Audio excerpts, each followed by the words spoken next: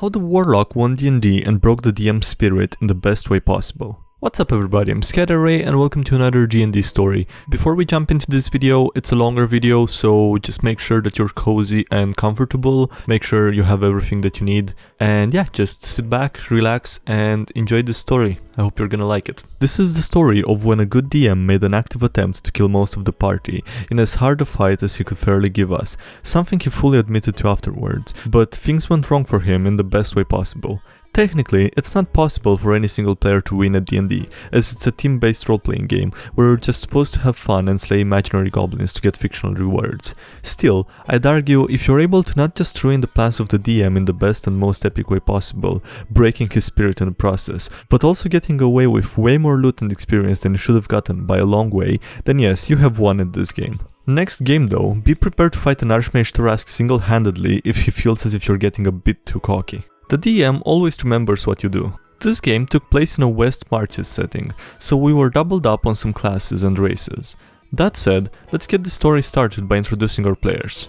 Be me, Honest Con, Tiefling Warlock of Lavender, Merchant Lord, Capitalist, and Greedy Adventurer. Puts the Ha in chaotic neutral. Only reason Lavender is his patron is due to spending over a year IRL wearing the gut down into being Honest's friend. Basically, I played Honest as a ridiculously cartoonish Satan, mixed with Monty Burns from The Simpsons, and Del Boy from Only Fools and Whores. Be not me, DM. Great guy who loves mean traps, meaner monsters, and random magic effects. Will let you roll anything if it's cool or you can RP it properly. Christabella Thornwhip, Halfling Wild Sorcerer, chaotic small person, and, after a game I ran for her, where she found a magic item that mutates organic life, has a big red squirrel tail with a large razor-toothed mouth on the end. It's neutral evil in alignment, but doesn't really do anything other than whisper fun prank ideas into her ear. Xagath, also a Tiefling Warlock, but of Mephistopheles, decidedly the opposite of Honest in every way. Holds a corner office on the 8th layer of Hell and has an imp familiar called Vom, who dies every game without fail. Dies mostly at the hands of the rest of the party. Veilmon, another Tiefling, another Wild Sorcerer, snarky and sarcastic. Owns a gardening center, though it just amounts to a ruined garden shed. The only indication that it's a shop being a small sign on the door and a few withered plants on the shelves. Very much the blaster of our party. Tarhan, the Giant Slayer, Blue Dragonborn fighter, beefy boy, and yes, he loves fighting giants. Made it a personal goal to try and slay one of each other kind for the fun of it. Eventually, we finally decided to just make it canon that the tale of Tarhan the Giant Slayer was so great, giants read stories about him to their children to frighten them into behaving. Party is exploring the mountains north of their hometown, Miran, looking for a city-sized airship named Zale's Heaven. Said to have gone missing centuries ago under mysterious circumstances, made of metals and magic lost to time, so we figure it must be very valuable. Honest has a lot of interest in this ship for a few reasons. Current Warlock patron is Lavender the Morning Lord, god of the sun, but Old One was an elder evil known as the Dust. Elder evils are always campaign enders. Look up Atropos the World Born Dead, and you get the general gist for how strong they are. Honest considers it in his best interest to find an aircraft which can move very quickly. Find their ship after a week and explore it. After passing through several magical portraits where some weird stuff happens like Xagath dying and being resurrected, jumping through fixed points in time, and Christabella gaining an epic boon by rolling very high on percentile dice, we find the Lich. Lich has put himself in suspended animation on his throne and surrounded by all things he considered to be the most valuable to him. Wealth, magic items, and behind him, not a thing, but a person. His lover, a mermaid the size of a frost giant, frozen in ice so thick that we could have used all of our spells blasting it and gotten nowhere near to reaching her. Later, turns out that the Lich and mermaid were the DMs and another player sold characters. I think they did this to themselves as, over time, a Lich will slowly lose their humanity, and he didn't want to stop loving his wife. Mermaid was immortal and did the same thing, just so time didn't dull her feelings. Once woken, and after he's used a disguise self spell so he looks as he did when he was still alive, Lich is surprisingly friendly and, after engaging in a bit of a friendly combat for his own amusement, agrees to help us out. Won't give us his ship as he's still using it, but gives Honest a different smaller one. Also, gives rest of the party magic items or gold to make them go away. We get an elemental airship like the ones used in Eberron, but with extra goodies like an afterburner for boosted speed and the ability to go into space for a week. I'd mentioned to DM that Honest's retirement plans involved making his own dungeons for fun, possibly even a moon dungeon. This DM is best DM. As we prepare to leave, Lich stops us.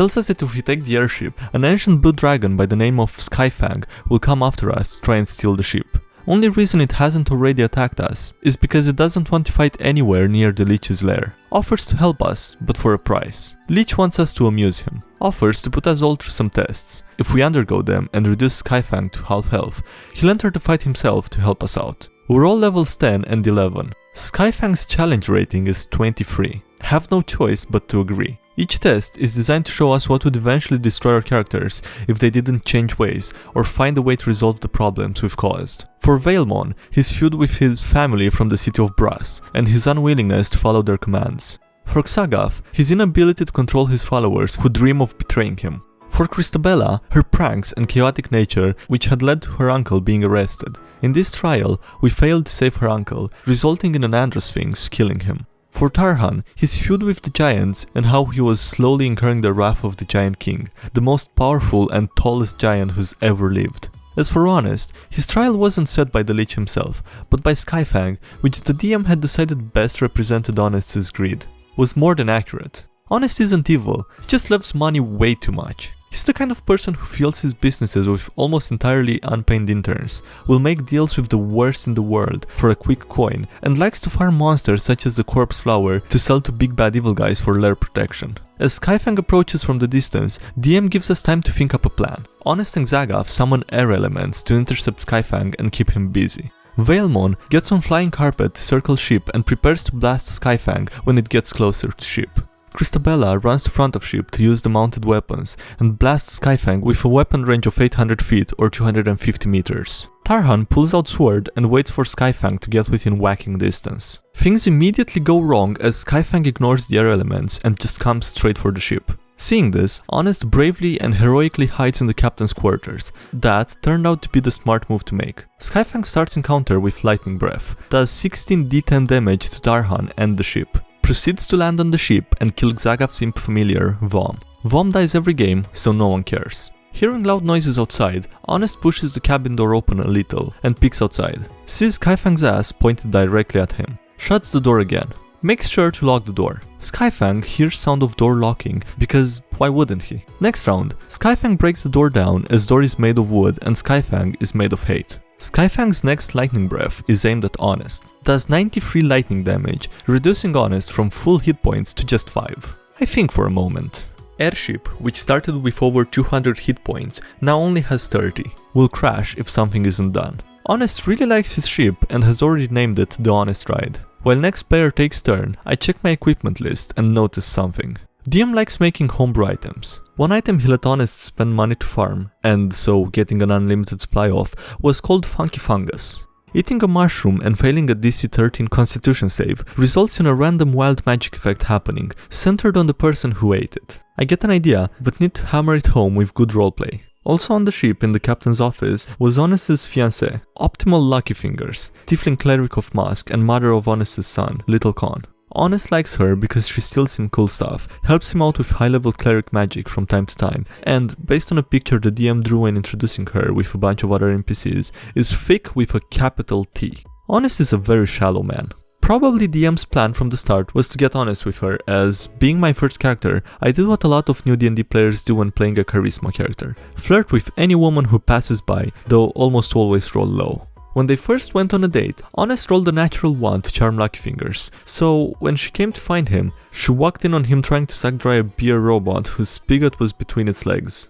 Only time Honest has ever succeeded in a seduction roll was with a hag who he ended up French kissing as part of a deal, and the god of evil dragons, Tiamat, by rolling a natural 20. After a while though, Tiamat and Honest decided to just stay friends. Anyway, back to the game.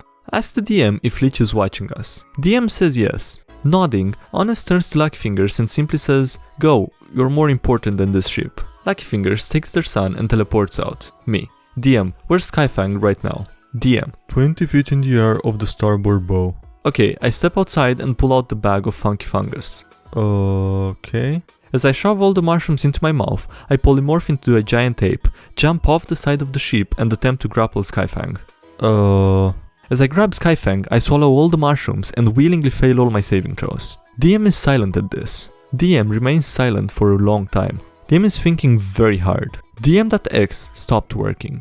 Roll contested athletics.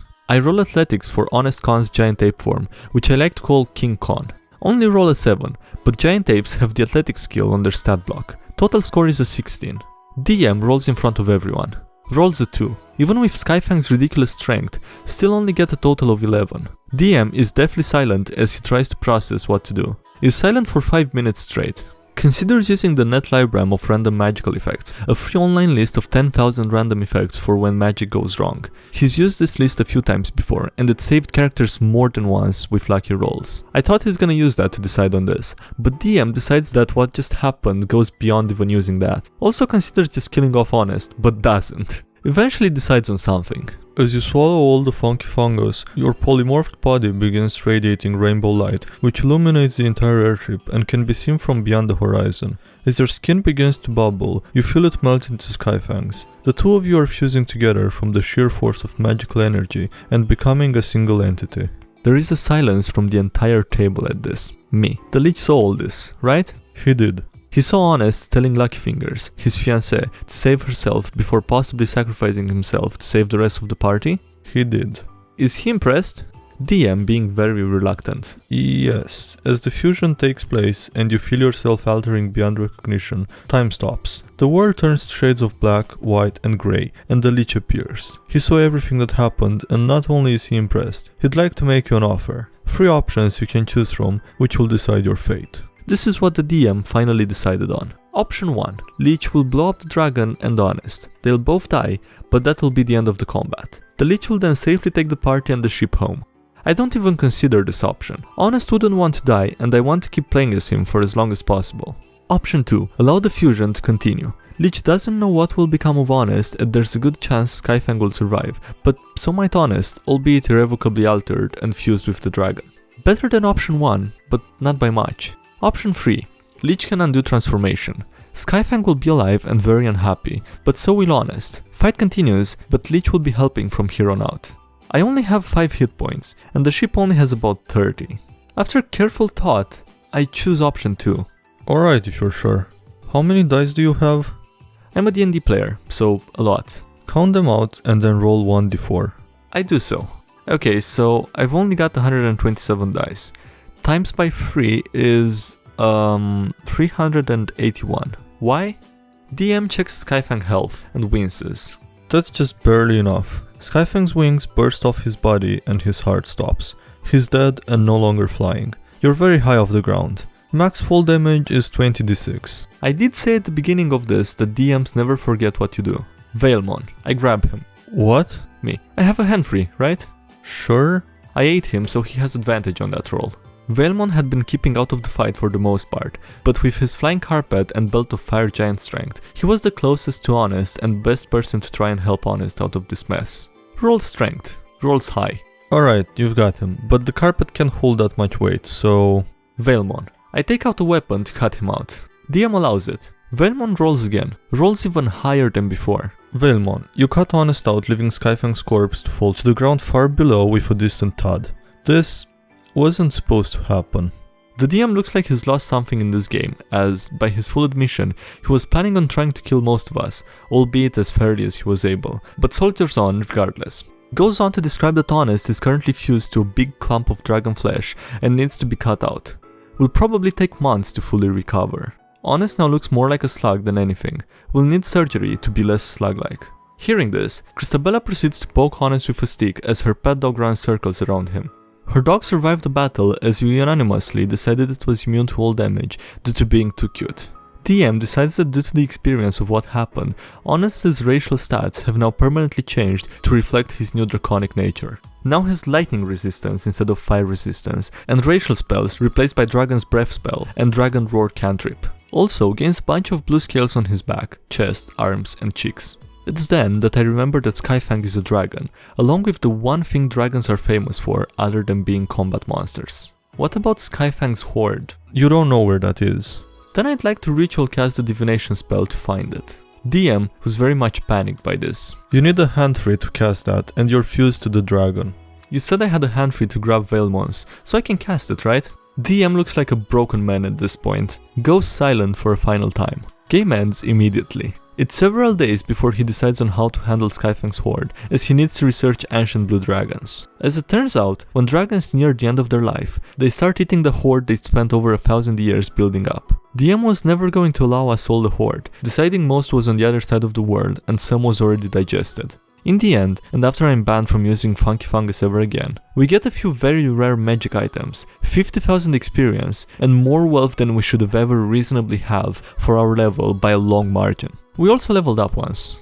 And that's it, that's the story. If you enjoyed this D&D story and want to see more videos like this, where it's me reading one long story without much comment and interruptions, make sure to leave a like on the video to let me know, or even tell me in the comments. I think the story was very cool. I think the DM handled things pretty well here. Do you agree that this Warlock won D&D? Do you not agree? Let me know in the comments. Thank you for watching, I hope you enjoyed the video. Don't forget to leave a like if you did and subscribe for more. Also thank you to everyone supporting the channel on Patreon. Check out the subreddit if you have stories to share. Join the Discord if you wanna hang out. Links below for everything. And yeah, that's it. Thanks again for watching and I'll see you next time. Have a great day, bye.